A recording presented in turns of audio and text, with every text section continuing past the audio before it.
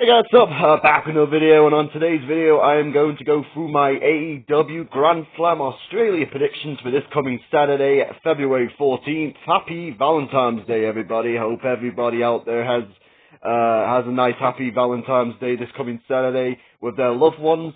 So yeah, let's get this on the way, shall we? There's not going to be any love in Australia, that's for certain. Nice pun. I'm very proud of myself for that one. I'm going to pat myself on the back for that one. I'm kidding, of course. I hate myself. I'm kidding, I'm fine. Jesus.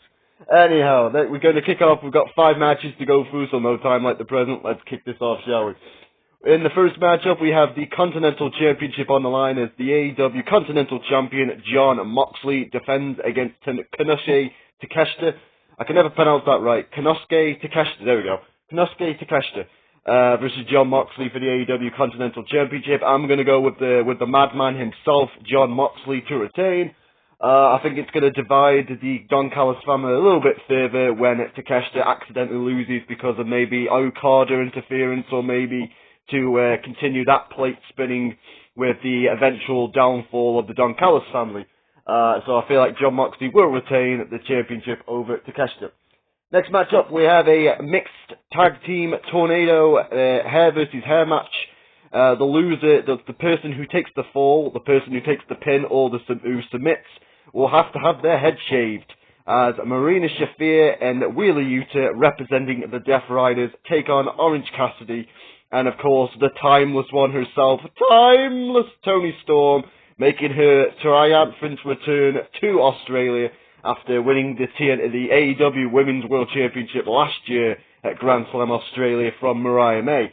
So I'm going to go with timeless Toni Storm and Orange Cassidy to pick up the victory over the Death Riders on this one. And I feel like Wheeler Yuta is getting a haircut. I think it's time for that big long locks of Wheeler Yuta to get cut. So I think Yuta gets the haircut.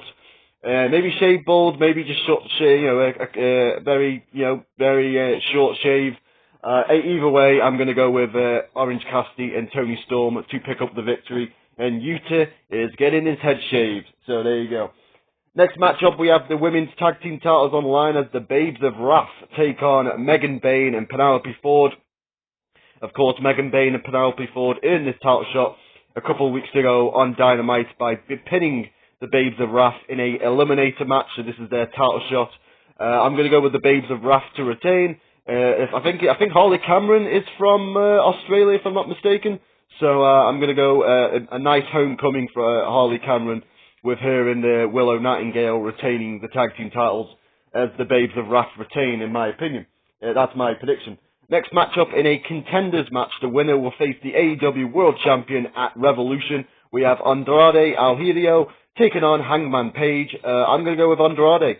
He's knocked off Swerve Strickland and Kenny Omega since returning from his return from AEW to AEW.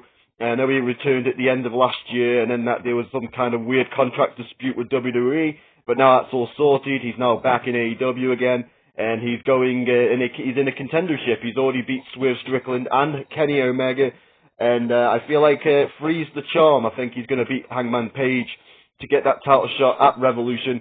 I mean, you could do Hangman Page going after the World Championship against either MJF or Brody King in a rematch from last year. Hangman Page fought MJF last year at Revolution, and you could do the same, but this time for the title. But I think I'm going to switch my prediction. I'm going to shake it up a little bit. I'm going to go with Andrade to pick up the W over Hangman Page to become the number 1 contender. Which brings us on to the second half of that match. We have the AEW World Championship on the line. MJF defends against Brody King. Of course, this comes off the back of last week when Brody King defeated MJF in about a minute and a half or whatever it was. Squashed him. He basically did a squash match, which was very. It was needed for the story. I think Brody King. People don't really believe Brody King stands a chance of beating MJF for the championship. So I feel like it was needed. I still don't think he's going to win the championship. I'm going to go with MJF to pick up the victory to retain the AEW World Championship going into Revolution in March. So I'm going to go with MJF to retain, and he will be him versus Andrade El Hijo for the AEW World Championship at Revolution. So there's my predictions for AEW Grand Slam Australia. I also did a TNA No Surrender prediction, so a double whammy of predictions today. Hope you enjoyed them, guys. Tell me what you think in the comments. Leave me a like if you deserve it, and I'll see you guys on next time. Much love and peace, and I'm out.